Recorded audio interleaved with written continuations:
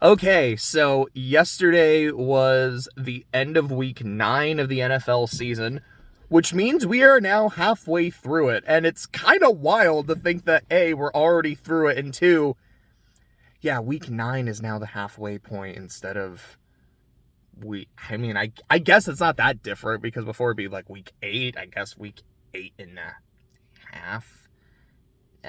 So it's not that different. It's like, holy shit, we're already halfway done. But I hope we have a fantastic second half of the season. And like I've said, a lot of shit can happen in the second half of an NFL season.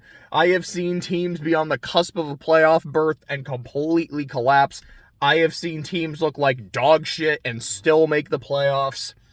If you are not mathematically eliminated, you are still alive. Even the Cardinals, even the Giants. Okay, maybe not the Giants. I mean, with what the fuck the Cardinals did against the Browns, probably not them either. But you know what I mean. No one at this point is truly dead. I mean, even the Panthers, they're only, like 4 games out of the division lead, which is a non-zero number. But when you've got, when you still have like 7 games to go, they're on life support, but they're not dead yet, especially because they play everyone in the division at least once. I can't remember if they played Tampa Bay yet. I know they've lost to the Falcons. I know they lost to the Saints. I feel like they've played Tampa already. But at the very least, you play everyone once, maybe someone twice. There's still a chance. I hope it doesn't come to fruition because my favorite team is in the division, but you know what I mean. So enough of that, the basic intro bullshit. Let's go ahead and start talking about the games. First up, the Tennessee Titans, not the Houston Oilers this week, unfortunately, but the Titans went into Pittsburgh and lost 20-16. This was a classic Steeler game. You know, the defense kept it close. The offense did just enough and were able to come alive in the fourth quarter to be able to pull out the win, and the defense was able to seal it. Will Levis didn't look as good as he did his first week starting, which is kind of what I was expecting going on a short week into Pittsburgh. He did not throw a touchdown. He threw a game-sealing interception, but he still had, I don't remember the number. I don't think I wrote it down, but he had like 200 plus yards. He still looks pretty good in his early sample size. We'll see what happens. But it's a good win for Pittsburgh to stay afloat, man. The fact that the entire AFC North is above 500 is kind of wild. Right now, it's like, you know, if the playoffs ended today, which we all know, yeah, it fucking doesn't. We're only halfway through the season. But halfway through the season, the entire AFC North is in the playoffs. That's kind of crazy, and it's not even the first time that's happened. And it was recent, too. I don't remember. It was everyone. I think there was a point where the entire division was like 7-3 a few years ago. It was like, holy shit, Cleveland's good. Cleveland has a winning record. Like, I think that was the year when Brian Hoyer was their starting quarterback for like 3 games, and he was like 3-0. And to be fair, I think one of them, he only played a little bit, and then he got injured, and someone else finished the game. But because he technically started it, he got the win. You know, it's one of the reasons why I don't think QB wins is a very good stat. Again, it's a team fucking sport. The QB can ball out, and then the team could still lose. It's like, well, he lost, so he's trash, or, you know, the team can win, but the QB doesn't look very good. Look at Kenny Pickett for 3 quarters most of his career, and it's like, nah, he's a winner kind of thing, you know?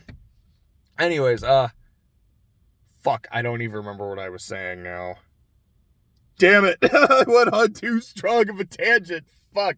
Anyways, we'll pretend I finished that point and that it made sense. Oh no, I was talking about the AFC North. Yeah, okay, I remember now.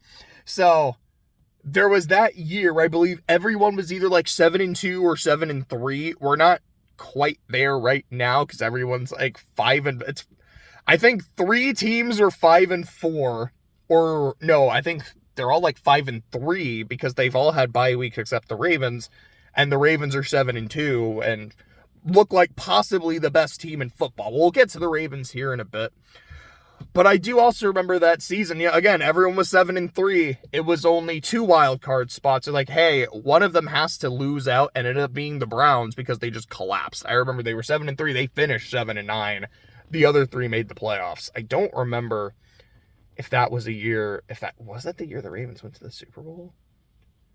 Because the Bengals and the Steelers did make the Steelers didn't make the playoffs that year, if I remember. No, they did. I might be thinking of a different year. Now I'm not exactly sure. I might just be getting my AFC North years mixed up. But regardless, go in for the Steelers, staying afloat in a very competitive division in a very competitive AFC where it feels like no one is really out of it yet except, I don't know, probably the Patriots. But again, second half of the season, anything is fucking possible. So the next game, that was Miami against Kansas City in Germany, where the Chiefs won 21-14. This is a weird game.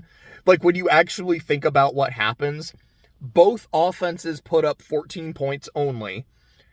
The Chiefs did it in the first half. The Dolphins did it in the second half. The difference in the game was the Dolphins were driving near the end of the first half. Tyreek Hill fumbles. A Chiefs player, I think it was McDuffie, I could be wrong about that, picked up the fumble, started to return it, realized he was about to get tackled, laterals it to another player, who I don't think I wrote his name down. Like, that's on me. And that dude returns it 59 yards for a touchdown, and that is essentially the game-winning touchdown. It's really wild to me that 2 of these prolific offenses just shut down for an entire half. And I say prolific because, like, we've seen what the Dolphins can do. I say that for the Chiefs more out of respect for what I know they can be. I mean, we've seen it a few times this season. They had, like, that really good first half against the Chargers. They still put up, like, 31 against the Chargers. That's a really good offensive day, I would say. There was that game against the Bears, which was the same day that the Dolphins put up 70. I remember watching it, and then the Chiefs, what did they put on the Bears? It was like 41, I think. And almost they were like, hey, we took that as a challenge. And then partway through, like, all right, like, this is over. Let's just stop. But I know what the Chiefs can be. They weren't that today. Now, Mahomes still played pretty well. Like, he didn't have the flu, so he was able to have a good first half. But, the Dolphins this year are 0-3 against teams with a winning record. The Chiefs, the Eagles, and the Bills. Now, there's a couple ways you can look at that. Number one, the Chiefs, even with their problems, are still a very good team with a very good defense. That's an understandable loss, especially overseas. Or like that's like a weird factor. It's like, I don't even want to say if it's like the great equalizer, but it's also just a weird X factor. Losing to the Bills, where they got dunked on by Buffalo, but it's also, you're playing a division rival. That's always kind of going to be a weird game. Like, that's the weird thing about division games. It's like, I can understand a division game being an absolute blowout, and I can understand them being an absolute nail-biter. They both weirdly make sense. Like, we know each other really well, so either we're going to dominate you because we know what you do, or we bring out the best in each other because the rivalry is that strong. We'll talk about the Cowboys and Eagles later. That was probably the game of the year so far. That was so fucking fun. Holy shit. Brain stop for a second. So it's like, I can understand getting rocked by Buffalo, even though Buffalo doesn't look as good right now. And the other game they lost was to the Eagles, who right now have the best record in football. And you can make an argument if they look like the best team in football. I would say they look like the best team in the NFC. But it's like, yeah, you haven't beaten a team with a winning record all year. But I feel like those are understandable losses, and only one of them was a complete blowout. And even then, like, I mean, you can only play who's on your schedule, and I remember last year, the Chiefs didn't have a great, like, resume last year. Aside from the fact that they're the fucking Chiefs, we know what they can do. Like, I was actually looking at it the other day. It's like, who's the best win on their schedule? Jacksonville, and that was, like, before Jacksonville, like, really put it together and got good. I mean, they swept the Chargers, and the Chargers were a playoff team, but again, that's, like, you know, kind of taking care of the little brother in the division. Like, it's impressive, but it's also like, yeah, okay, like, that makes sense. When they played, they did beat the 49ers. Like, that's actually a really good one. It's like, all right, when they played Cincinnati, nope, they lost Cincinnati. When they played Buffalo, no, they lost to Buffalo. So, like, it wasn't this, like, damn, the Chiefs are world beaters this year. Like, no, like, they look all right.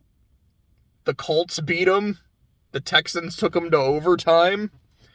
They'll probably be fine in the playoffs. They're still the Chiefs, but they don't look like dominant in the regular season. And then, you know, they win the fucking Super Bowl.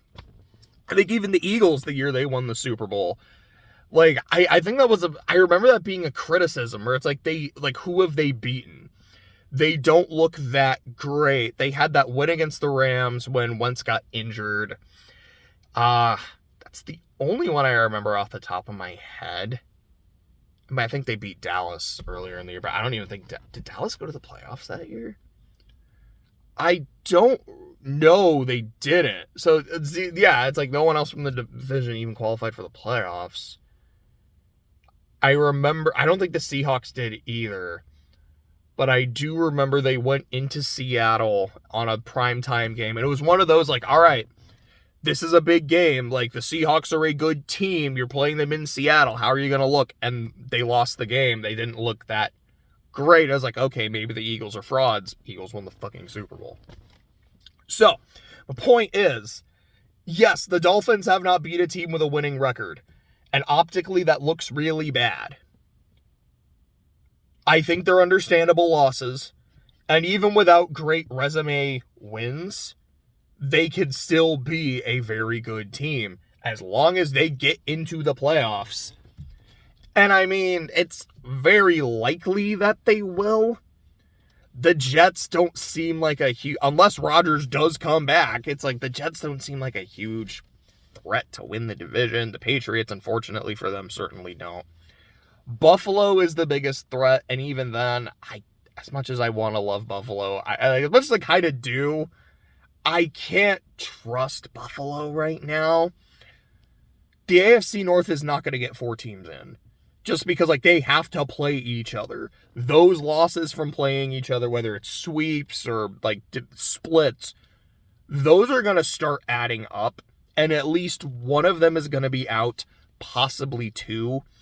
I feel like either the Dolphins or the Bills, whoever loses the division, can probably steal one of those spots. So I think the Dolphins are going to make it. We'll see what happens. I feel like if they go one and done, a lot of people are like, see, they're frauds, they're trash. But, like, I don't know. I still have faith in Miami, even with this loss. Although the fact that they had a chance to either tie or win the game, and Tua, like, you know, badly mishandles the snap and they end up losing on that. Like, that's not a great look. It's really not. But I still believe in the Dolphins. But the Chiefs are all, like, the Chiefs fucking won. And I don't want to... It's like, I know I spent a lot of time talking about the losers. But it's like, it's the fucking Chiefs. Like, they're the reigning Super Bowl champions. This is kind of what they do. They win. They find ways to win. They're going to be fine, I'm assuming, come playoff time. Okay, so the next one, the Vikings at the Falcons, where the Vikings won 31-28, where their starting quarterback had a concussion and was not able to play after the first drive. I believe it was after the first drive. I don't know if he played anything in the next drive. I think it was only the first drive. And then Josh fucking Dobbs, as I have now seen him dubbed the Pastronaut, comes in. Bro does not know the playbook because he was traded this week. Doesn't know, like, his teammates' fucking names. You see him on the sideline literally practicing his cadence with the offensive line. This dude balls out, throws 2 touchdowns, including leading a game-winning drive, runs for another touchdown, like had this big run on 4th and 7 to extend it. I saw a play where it's like the defender has like wrapped around and is like going to finish off the sack, and Dobbs gets out of it and I don't remember if that was his touchdown run. I don't think it was, but like he got a huge first down. I think he was tackled like just short of the goal line. I was like, fuck, I love watching this dude play. And you're like, man, what do you know? You take Josh Dobbs and put him out of the Cardinals, he wins. You take him out of the Cardinals and they get smoked. They got obliterated. They were sent to the shadow realm. I love Josh Dobbs, man. Like, I want this dude to do so well, man. That was awesome. Minnesota can't escape injuries, though. Like, poor fucking Cam Akers, dude. Jefferson gets fucked up, but, like, he should be coming back soon. Kirk tears his Achilles. Cam Akers tears his Achilles. I think it was on the same leg he had injured previously as well. I'm not sure about that. That's just fucking rough, man. I don't want to see that. Something I do want to see is a team score 5 points at one point in a game. I say it all the time. It's my favorite score in football because of how fucking weird it is and how rare it is. And it's weirdly happened a lot this season, which gets me excited. I've never seen a team score 4 points. That is something I want to see because I know it can happen, and it has happened. I think the Cardinals are the only team to finish a regular I think just any NFL game with a total of 4 points. But there was a 5-point sighting from the Falcons, who had 28 points total, and at one point they started with 5. Koo made a lot of fucking kicks. He's really good. And like I've said before, it's like, I love Koo. I hope he does well. I just wish he wasn't doing well on the Falcons. Heineke played all right. He definitely, gives that spark for the team. He did have, there was a point near the end of the game where it's like the Falcons had 2 straight drives that ended in turnovers. Bijan Robinson fumbled, and then Heineke threw a pick on the next one. But then the Falcons were able to they scored a go-ahead touchdown, didn't leave a lot of time left, but like I said, they're up against the Pastronaut. Josh fucking Dobbs didn't give a shit. He went and won the damn game. So, Josh Dobbs winning makes me happy.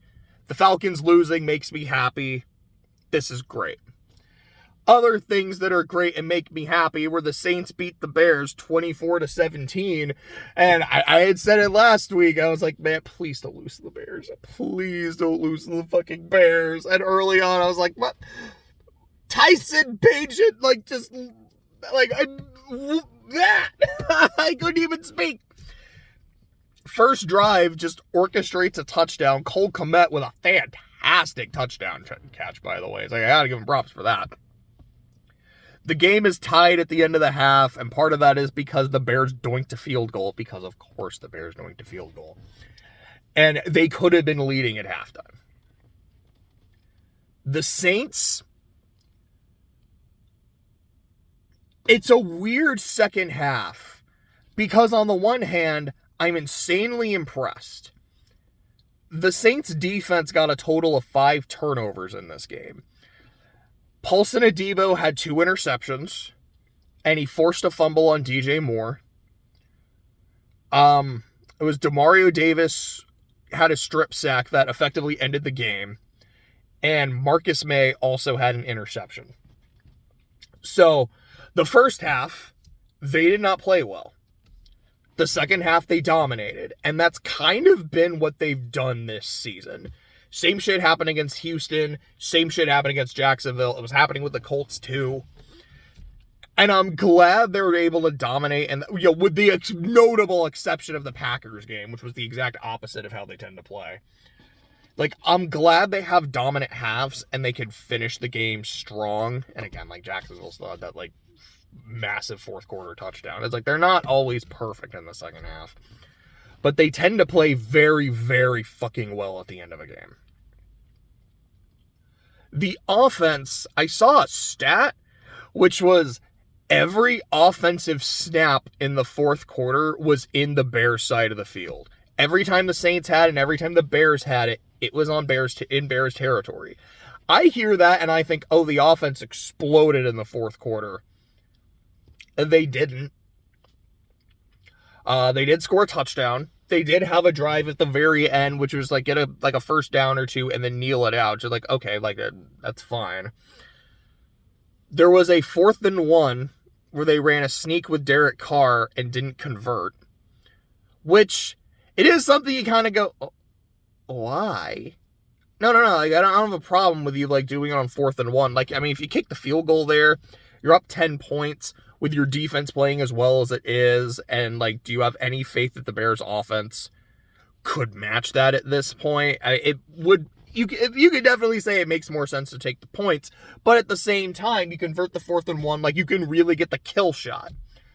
Why did you sneak it with Derek Carr when Taysom fucking Hill is on the roster? That's kind of a weird choice to me, but okay. Then later, they do attempt a field goal. I'm like, okay, this makes sense, and he missed it. He doinked it, actually. I mean, it looked like he was going to miss anyways, but like, and then he doinked it. He did make a 55-yarder earlier in the game. I do have to say that. Like, that's a big kick. He made it. He got us points. And I mean, a 47 is no gimme, but I'm like, look, like, to me, like, if you're an NFL kicker, I mean, honestly, in the modern NFL, with the shit that kickers can do, like, you should be making 50-plus kicks. Like, it's almost kind of assumed that it's automatic at this point. I'm like, I don't really want to give people shit for missing 50-plus yarders. Under that, you should be able to do that consistently, and our kicker can't. That's a problem. I don't know. It's like, do we stick with the kid because he's a rookie and, you know, you try to give him that confidence and, you know, hopefully later he can develop into like an absolute unit. Do we bring like Robbie Gould? Is he still that good? I don't know. Hopefully. It's like, yo, let's call it Vinatieri. Vinatieri is like so old right now, man. At least, you know, like for an NFL player. I don't think I really have anything else to say. Oh no, I do have something else to say. Taysom Hill is a fucking elite football player, man. What was the record? I think it's like he's the second person in NFL history to throw for 10 touchdowns, catch 10 touchdowns, and run for 10 touchdowns in a career. And he caught one and ran one yesterday. No, fuck, not yesterday. Today's Tuesday. Fuck. This game against the Bears. He's now on my fantasy team as a tight end, which Kittle was on bye. So I'm like, I got to play Taysom Hill. I'm like, I should maybe keep Taysom Hill over George Kittle. Because Kittle can usually do pretty well. Like, he'll usually have a few catches, usually around 60, 70 yards, maybe a touchdown. With Taysom Hill, I'm like, I mean, the last few weeks, like, he'll get a touchdown or two a game. He can get it in multiple different ways. He'll get, like, quite a few runs. Like, maybe we better have Taysom Hill. Maybe I can, like, use Taysom as my flex, but I've got a good amount of receivers I can use, too. Anyways, also, A.J. Brown is going to be on bye next week. But, I mean, I can play. I'll have to bench Swift because he's on bye. But I've got Kamara and I've got McCaffrey coming off on bye. So, like, I can definitely... I mean, theoretically, I'll be fine. Depends on what people do. Anyways, Saints won. I'm fucking happy. Next game. Washington at New England. Washington won 20-17. The Patriots failed a 4th down conversion on their first drive of the game. Which, granted, from there, it would have been like a 57-yard field goal. Which, if they had attempted and made, the game would have been tied. So, maybe the ending of the game would be a little different. Who the fuck knows? But, I'm like, I'm not gonna fault a team for going for it on 4th down instead of kicking a 57-yarder. But it is like if they had made that conversion, who knows how different things would have been. Also, at the end of the game, Mac Thrones, trying to say Mac Jones threw or throws. Mac Thrones. Like, that sounds like a great nickname for a fantastic player, like a King James kind of nickname. It's like, yeah, like I win so much. Like, I'm like fucking NFL royalty. They call me Mac Thrones. But he hasn't earned that nickname, but I might call him that a few times now, because I think it sounds really fucking badass. But he throws to Juju. Juju doesn't catch it. It gets deflected and intercepted. So his interception was definitely not his fault, but it still has ended up like what lost the game. Sam Howell had this great play where it was like a 3rd and 23, and he converts it with his legs. Like, it was very Mahomes-like with what Mahomes did to the Jets, except I didn't notice like a super obvious holding on this one, though it's the NFL, there's holding on every fucking play.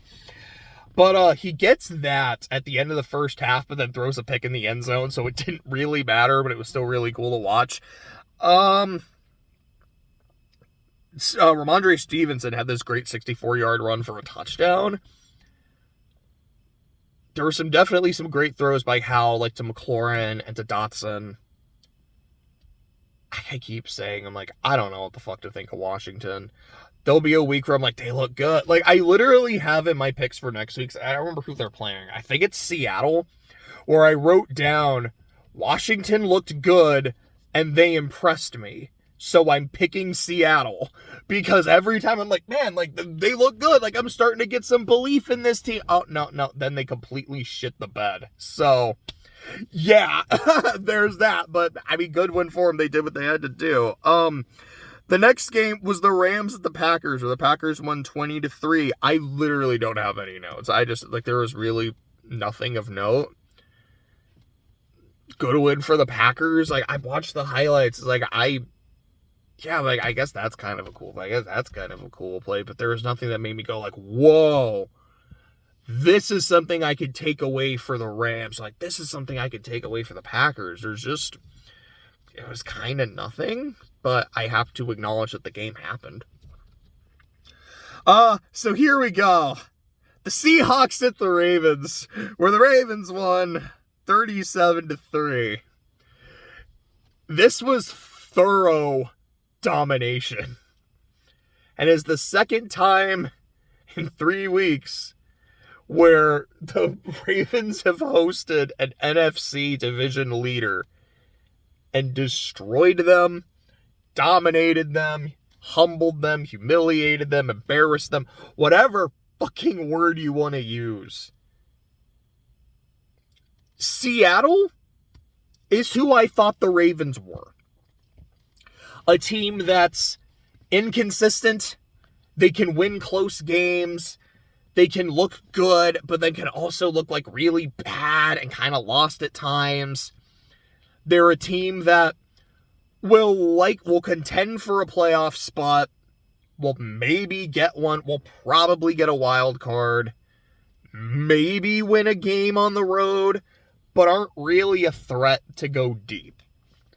I have a really interesting bit of their schedule coming up, where in a 3-week span, they play the 49ers, the the Cowboys, and the 49ers.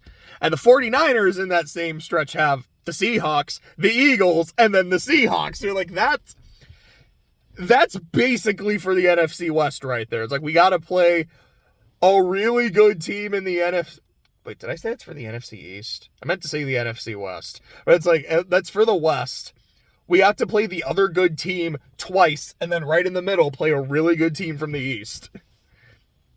Sorry, I just realized my head after I was like, I think I got West and East mixed up for a second. And it made me think of my favorite joke in SpongeBob. It's 10,000 paces east. Oh, east? I thought you said west. West. What compass are you reading, lad? This one come. That's West, Patrick. You're fired again. It's like my favorite shit, dude. I love that joke so much. Point. Seattle is who I thought the Ravens were. Who the Ravens actually are is magnificent. I played Lamar over Hurts this week. Not a good decision. I can own that. It wasn't a good decision last week either, where I was like, man, like, I keep playing Hurts and he does okay, but man, Lamar's on my bench and fucking killing it. Let me flip this. Well, what do you know? Lamar's doing okay and Hurts is on my bench fucking killing it. What the fuck? Anyways, though, point. Even if Lamar isn't putting up crazy numbers, and there's games where he does, this offense is cooking. The passing game is great, the running game is great, and the defense is dominant. They are destroying teams. Now, there is a notable mark against this Ravens team and Lamar Jackson specifically. It is that lack of playoff success. And that is something, that's kind of why I've said, like, the Ravens are the Cowboys. Because, like, this is a team I expect to win a lot of games in the regular season, possibly host a playoff game, or if not, like, be like a very strong team going on the road. But with their playoff woes, do I really expect them to make a run? I'm not sure. But the Ravens have just shown me nothing, like, these past few weeks, like, nothing but good shit. So I can't in good faith doubt them right now. And when I look at, it's like, what are their 2 losses? It was this, I can't remember what the other one was. They lost to Pittsburgh. Let's see if I can remember, because they beat Tennessee. Did they play the Dolphins? No, I don't think they played the Dolphins. Otherwise, that would have been like, holy shit, the Dolphins beat the Ravens.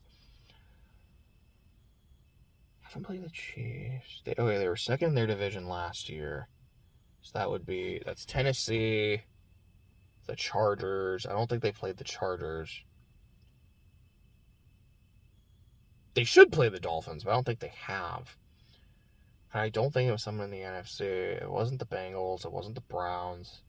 This is bothering me. Like, I deadass don't remember. Was it a team in the AFC South? Oh, it was the Colts. That's right. It was that overtime game against the Colts. Which even then, if I remember correctly, that was one of those, like, I think it was a game played in the rain, so you can always make the argument, it's like, you know, like, the weather is the great equalizer. Again, the fucking monsoon in Soldier Field where the Bears beat the 49ers last year. So that's potentially kind of understandable. And then losing to the Steelers, it's a division game in Pittsburgh, and weird Pittsburgh voodoo happened. Like, that's also understandable. The Ravens have looked really fucking good elsewhere. So, I mean, good fucking dominant shit by them. Who's after that? After that is Tampa Bay and Houston, where Houston won 39-37. CJ fucking Stroud. Holy shit, dude. 470 yards, 5 touchdowns, 0 interceptions. I did that. It was fucking off screen. He had 3 dudes go over 100 yards receiving. The kicker was injured, so they weren't able to. I think he was able to make 1 field goal, and then at one point, I wrote his name down.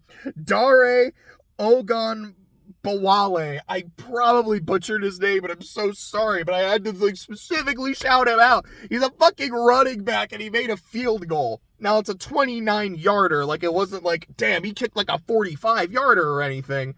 But a running back kicked a field goal in a real-ass football game. No preseason, no Pro Bowl, no weird exhibition shit. That happened, and those points were needed.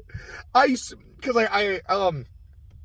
took my lunch break, and I was like, let me, like, see if I can watch part of the Saints-Bears game, and we didn't have it. It's like, all right, I'm in Oklahoma. Of course, they're going to try to play a team from Texas.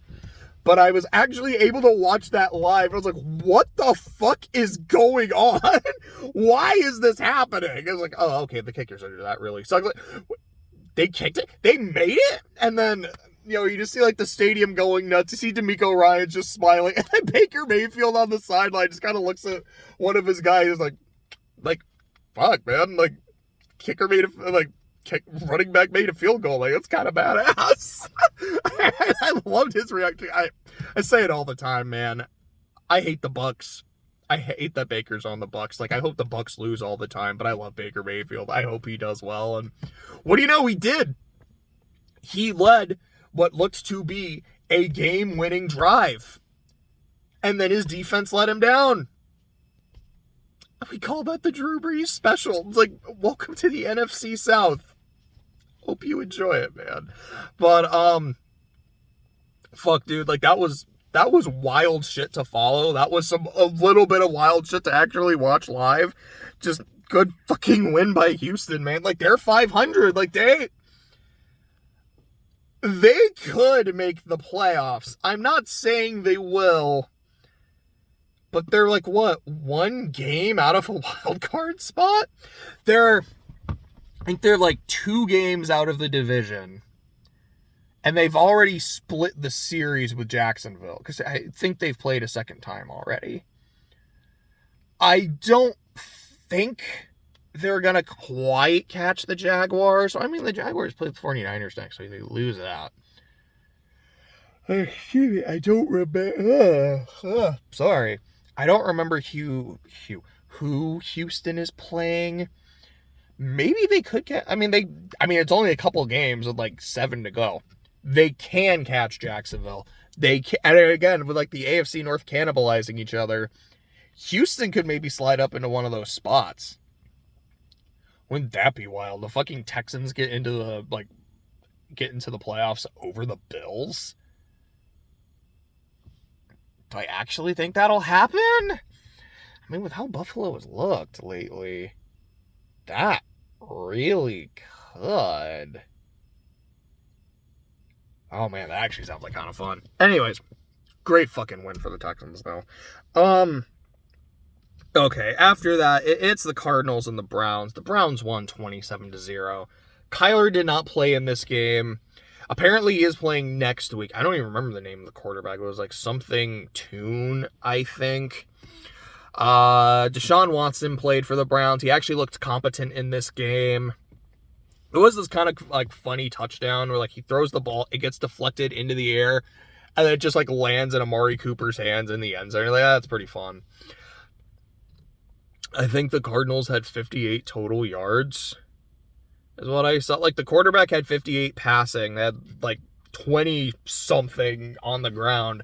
And then it was like total yards, 58. So that's either a typo or it is like, yeah, like this is how much they had.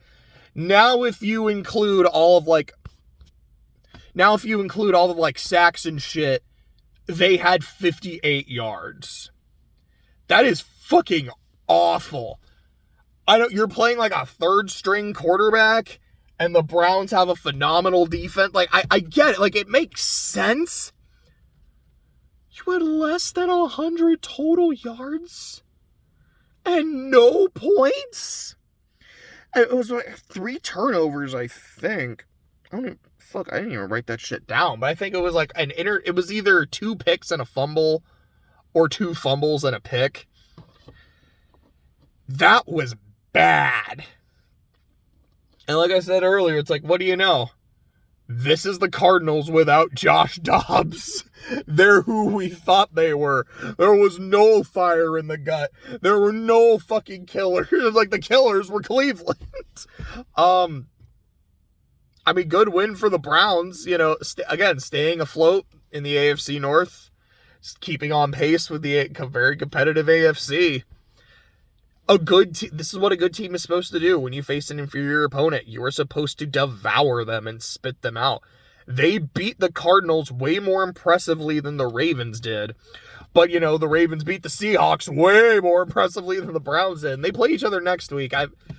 In good faith, I can't pick against the Ravens right now. I think they'll win that game. But that's because I think it's also at home. Because I think I believe when they played the Browns and the Bengals in like the first 2 weeks of the season, both of those games were on the road.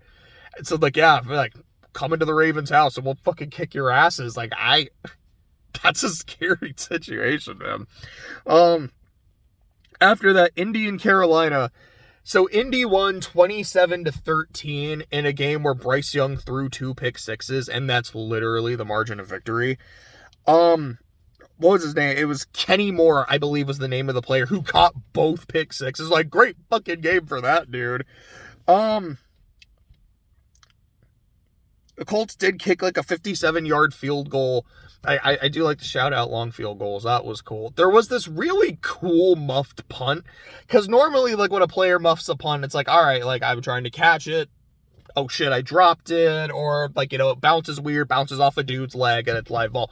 It was like a dude was like, this wasn't a muff, this was a fumble. Dude got popped when he had the ball. I was like, damn, that was a fantastic hit. Good shit. Nothing else to really say. Frank Reich played his old team, and he didn't get his revenge.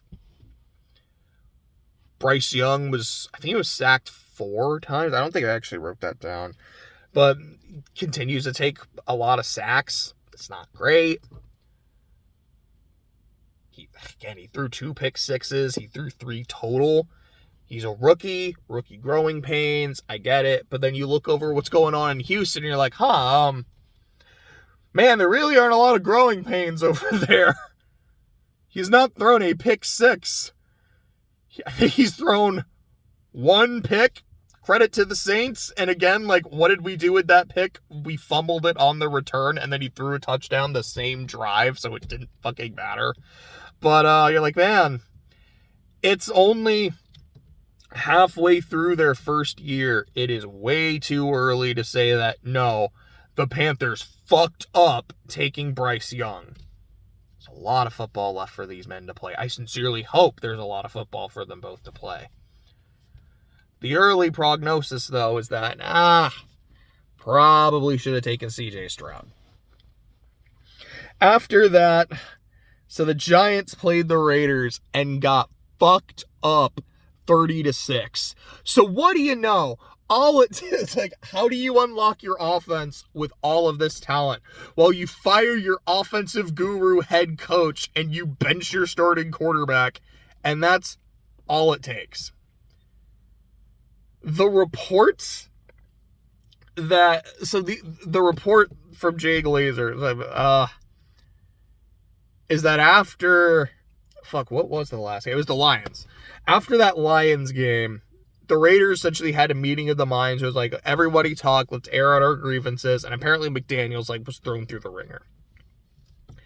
And Antonio Pierce, one of the assistant coaches, was, I guess, chosen by McDaniels to address the team. Which it is one of those where you're kind of like, he didn't address the team himself. Like, I wasn't there. I don't know. It might be one of those things that really does kind of make sense in context. But it is a little weird. It's like, I'm going to delegate someone else to speak on my behalf when I really need to say shit. But I guess what happened was he was talking about how the 07 Giants, the ones that beat the undefeated Patriots, that Pierce was a player on. He's like, we have to have that mentality that we can beat anybody. That team in the Super Bowl was undefeated. They'd beaten us earlier in the year. And we weren't scared of them because we knew we could beat them. And we fucking did. That's the mentality we have to have in the NFL. Let's go. And apparently, it hyped up the players and hyped up the coaching staff. And then afterwards, McDaniels was like, hey, don't fucking talk about the Patriots like that. And, which, I get it. That's your team. You were the OC for that specific team. So being reminded of your loss, probably doesn't, it's unpleasant. But you're not on the Patriots anymore. You're on the Raiders. And it's that's where your loyalty really still lies, huh? That's where your heart is. And I guess Mark Davis heard that and was like, yeah, I don't want that guy coaching my team anymore. I want that guy coaching my team. And what do you know? Antonio Pierce in his first game, they dominate. The defense kicks ass. I think, again, they got 3 different turnovers in the game. The offense was able to do shit. O'Connell didn't throw any touchdowns, but Jacobs had 2. Jacoby Myers had 1 running. Jacobs had almost 100 yards. What do you know? They used their fucking dudes. Now, Devontae didn't have a huge game, and I'm so glad because I was against him in fantasy this week. But, they were able to do shit. They went out and won. I haven't been doubting and picking against the Raiders because there's no talent on the team. I've been doing it because Josh McDaniels brings them down. And what do you know? As soon as he's gone, they ball out. I might start picking the Raiders consistently now. And I mean, when they play the Chiefs, I probably won't. But even then, who the fuck knows? Antonio Pierce clearly isn't scared of anybody. And a team with that mentality is dangerous. And you kind of love to see it. So, like, I'm by no means a Raiders fan, but I mean, I hope they do well. Like, they had fucking 8 sacks in this game. That's awesome. Like, again, like, you're playing the Giants. Like, that's not saying much, but, like, good shit. Now, I do have to address with the Giants. Daniel Jones did tear his ACL. And, like, he tried to play in the game, didn't get to do a whole lot, and then Tommy DeVito came in, and he threw a touchdown, he threw 2 picks. Like, it wasn't great. I've been very critical of Daniel Jones. I don't think he should have gotten that huge contract. I feel like he should have been the guy franchise tagged.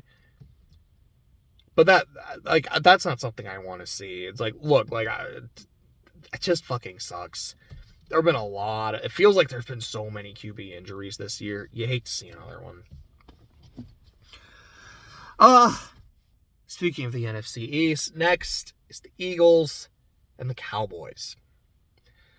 So, I was working, so I didn't get to see most of the game. But I went over to see my dad, and I watched pretty much the entirety of the fourth quarter. And I don't smoke, but I felt like I needed a cigarette after. That fourth quarter was bonkers. We had sacks, flags, fumbles, touchdowns, fourth down stops. This is a game of inches. Dude is tackled that close to the goal line on fourth down. The Cowboys then score on their next possession, go for 2, and Dak is that, like, he steps out by like that much. Actually, no, I think it was like a bit more, but it's like he steps out of bounds. If he didn't, this is a 3-point game. That changes the entire complexion of that ending. The Eagles get the ball back. It's like, all right, get a first down or 2, burn out the clock. Oh, they fumbled it. Oh, Dallas has life. Now they didn't, like, Eagles still recovered, but you're like, Cowboys are going to get it back. And they do. You're like, they have to go, like, 90 yards, 90-something yards. No timeouts, 40 seconds. It's doable. I don't know. That's PI. That's PI at about midfield. That's roughing the passer. Oh, my God. They're about to fucking do it. Sack. Oh, man. Now they're back the fuck up. Oh, now they're like around the 25. Sacked again. They're running out of time. Holy shit. Okay, they stopped the clock. One last play. Incomplete. Oh, what the fuck just happened? It was like, I felt like I was saying that the entire fourth quarter. I was like, what the fuck is happening, dude? It was so fun. It was so crazy. The Eagles need this bye. I think Hurts was looking hurt during the game.